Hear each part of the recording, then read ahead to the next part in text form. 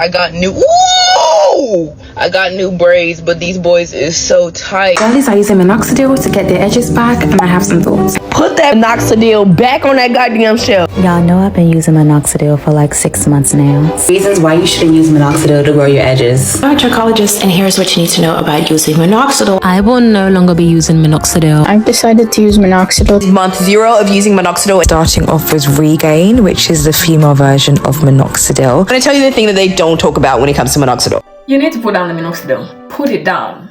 Put it down. From one traction as a patient go to another, please listen when I say you have no business with minoxidil right now. And I know how effective it is, but your edges are destined to never grow because you keep doing the same thing that got you into this mess to begin with. Contrary to popular belief, I am not here to attack anybody, as evidence in my comment section, because doing so would literally be attacking myself. I am part of this whole discussion. My edges are non-existent for the same reason as most people, so I'm not here to attack anybody. In fact, if anything, I want us to walk through what got us here in the first place and why we are still doing the same thing that got us here, thinking we're going to get different results. Because I'm saying minoxidil this, that, and here, but our practices still remain the same. We refuse to give up tight braids and do any and everything but take them out. I ain't get braids in years, and this shit is on fire. So I took an ice cube.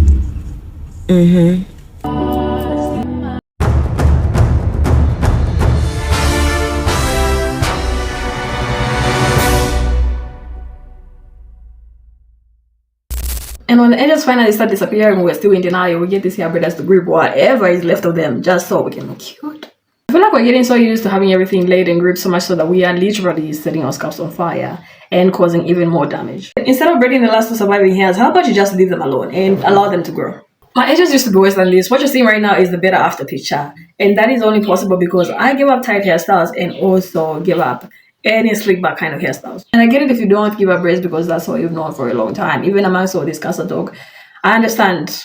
But at least try to do them sparingly. Or ask your brother to try and do this. So I'm not going to put a box braid on this little piece of hair. You're going to add it to the other part? Yeah, I'm going to make a wider box. And this is why I go wide. To save your edges? Yep. I still don't want to put a braid. That's still too thin. So I'm going to go behind. Is somebody on? No, I'm just recording. I'd rather have her have a wide front than no front. Head just be gone. Also, can we normalize doing our thing here? Not everything must make it into the braid. If it's too thin, just leave it out. And then we have African thread hairstyles. Listen, I love a good celebration and embracement of our culture, but the tension from this hairstyle, especially if you're getting done by somebody that is just there to do their job. And the worst thing about this hairstyle, even hairstyles like fallocks, is that you feel the most pain when you get up. When you're seated, it's a little bit of discomfort, even sometimes a little bit more than discomfort, really. But you kind of it up because, you know, it pretty hurts. And we really shouldn't be doing that because it really just eats away your edges. A hairstyle that requires a pain relief cream to be put on your scalp immediately after installation is something we should never, ever want to be on our scalp. And also, please pick up when you go and do a hair. You're the one going bald anyway. Ask them to make it loose. My eyes turned red. I be yellow. My eyes turned red, I be yellow. I don't even know the color where my eyes turned like this. This hair was extremely paining me. I could not sleep again. I was crying, telling my husband to come and lose the hair for me. And that one was even laughing at me. Oh, he was laughing at me, telling me that I did not tell him when I was going to make hair. Now I am crying for him. Huh? I was like, oh God, it's like you don't understand what I'm passing through here. I am in pain. You can see it's 10:33 p.m. I could not sleep. The pain was much. I was shouting. I was crying on top of my voice. Before I even tell you, don't you ever in your life use these rubber threads to plait a child's hair? Because what I saw as an adult, if a child see it, the child may cry for your hand. Never in your life use this rubber thread to make a child's hair. Don't you ever try it. What I saw, the pain. If you see where this thing they pay me, now inside my heart. Now inside my heart, now this thing they pay me. Like it they be me. I really don't mean to laugh. It's just, why is she narrating it so funny? I don't mean to laugh at the pain. It's just how she's narrating it. Why is it so funny? It they be me like say my heart won't fall down. Like say my heart won't break. It they be me like say I won't take my last breath. Now inside my heart, they cry like. Okay, imagine what made me cry like this. Imagine what made me cry like this. I could not hold the pains, the tears again. I could not endure the pain. Like, I could not hold the tears. Oh God. Oh God. And can you see how short the hair is? Like, why? How do you even braid that? My heart won't fall for grand. If you see the pain, if my husband just touch one thread like this, make a cut am, the pain go do me for inside my heart. Fiam! It go be me like say my heart won't fall for grand. I go hold my heart, they cry. They say, God, wetin be this? Who say me? Now because say una say make I go plait hair. You people be telling me stop cutting your hair. You were more beautiful when you were plaiting your hair. Please don't cut your hair again. Go and plait your hair. Una no know wetin make me go cut this hair. Una no know wetin make me cut this hair. You people be telling me stop cutting your hair, go and plait hair. Now una don say me now go dey plait hair. And the first one wey I plait so na him wan take my life. You dey see am na inside my heart na him dey pain me like this. Ah, Jesus. I'm even crying for myself right now. Because wetin I passed through yesterday, God forbid. Because I just dey beg God, I don't want to pass through that kind of pain again in my life. You know, it just be me like say that they do you, like say that they do your operation and they no give you injection, say you dey feel the pain. Oh God. God, now inside my heart won't fall down. Now I can't tell my husband make it help me hold my heart. I make it they massage my heart for back because I don't know how my heart they do me. They be me like say I won't buy. It's be this.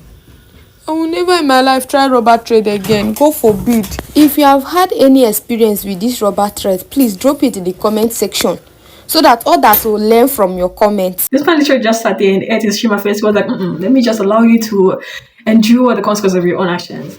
I feel like hair that short should just be left alone. At that stage, just leave it alone.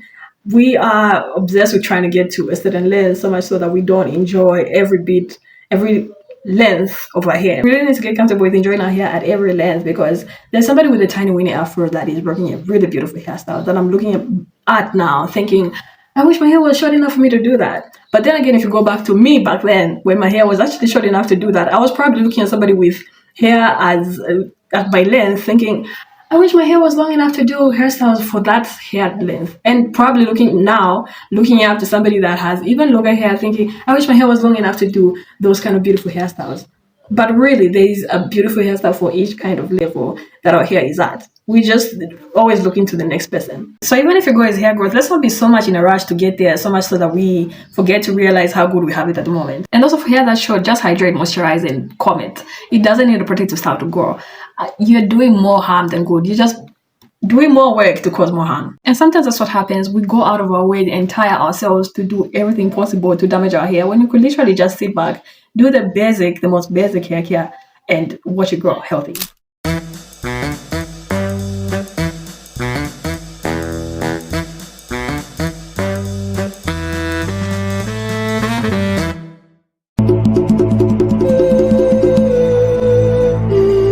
I understand the fear of speaking up when somebody's doing your hair. You don't want to be viewed as a difficult client. But once I see one standing ovation fall off like that, I'm going home. I'm getting up and going home. Because how will you sleep? No, forget the edges for a little bit. How will you sleep? Because the only step way I can think of is head down.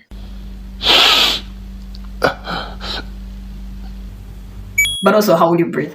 I find the best way to do this hairstyle is to bend the lock in different positions before you actually firmly go on wrapping. You want to make sure it's comfortable for the person. And the worst thing about this whole situation is that people will do anything, literally anything else, before they ever consider taking down the braids. The one thing you should do first is the last thing anybody wants to do. The pains, the torture, the torment are there not enough.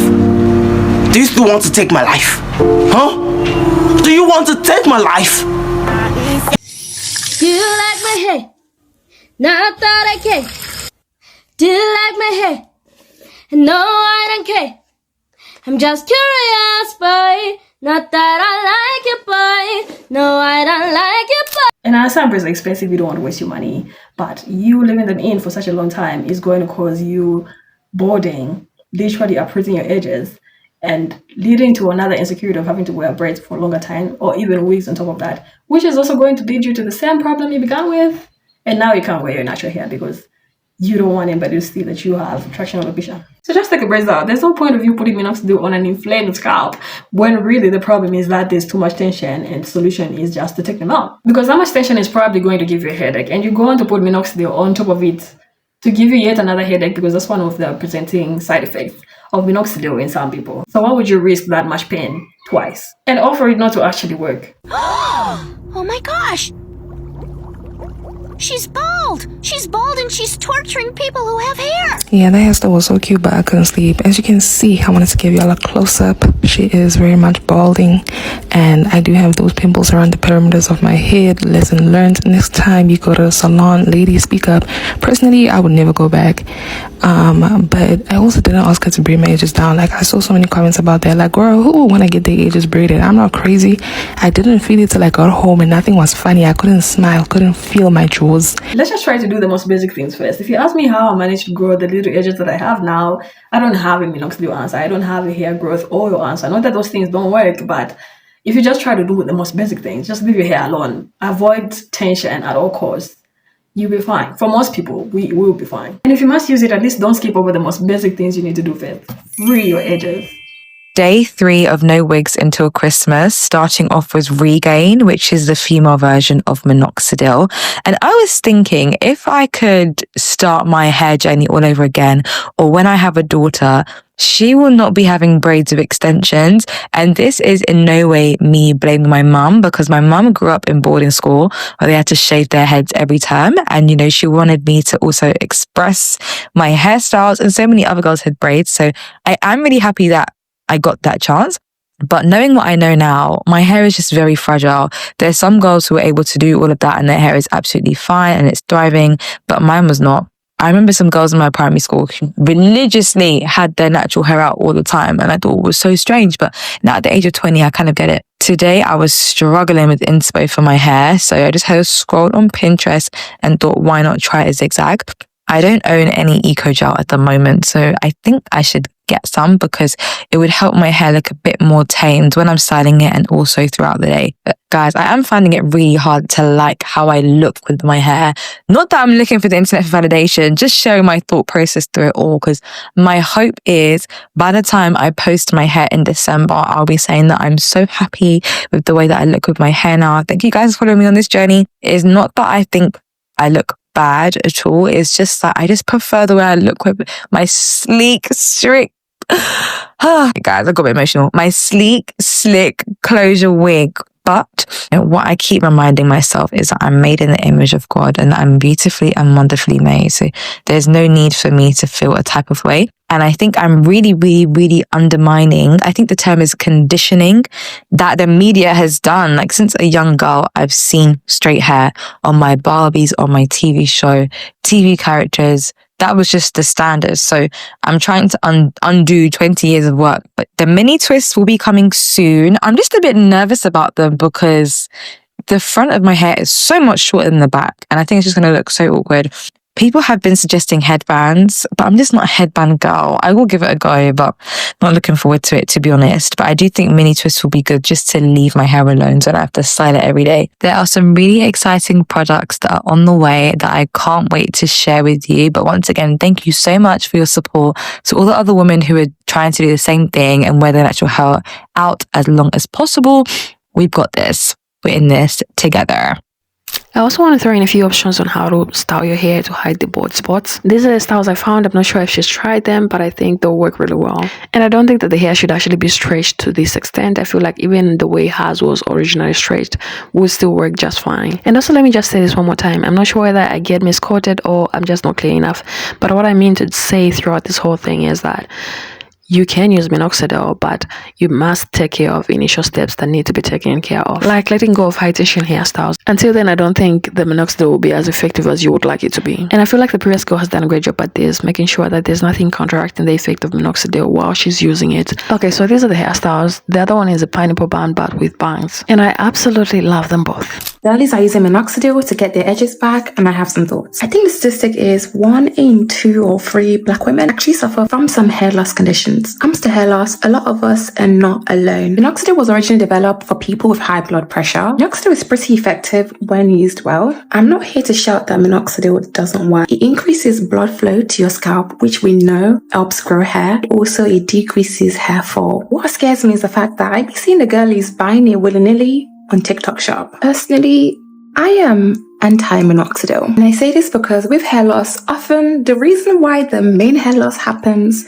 isn't addressed, because actually what is causing your hair loss? Is it stress? Is it PCOS? Is it the food you're eating? Is it traction? Is it vitamin deficiency? It could be so much things. Not addressing the reason why your hair loss is happening in the first place can actually cause you to invest in the wrong thing. Identify why your hair loss is happening and going to see a trichologist. You literally get to see the state of your follicles. Minoxidil requires long-term dedication, and nobody talks about this. These are not talking about the side effects of minoxidil. I'm hearing heart palpitation, the girlies are growing beards. I'm hearing flaking scalp, extreme headaches. Me, the side effects are just a no-no. Hair loss, especially traction alopecia, I can't lie, is disheartening AF.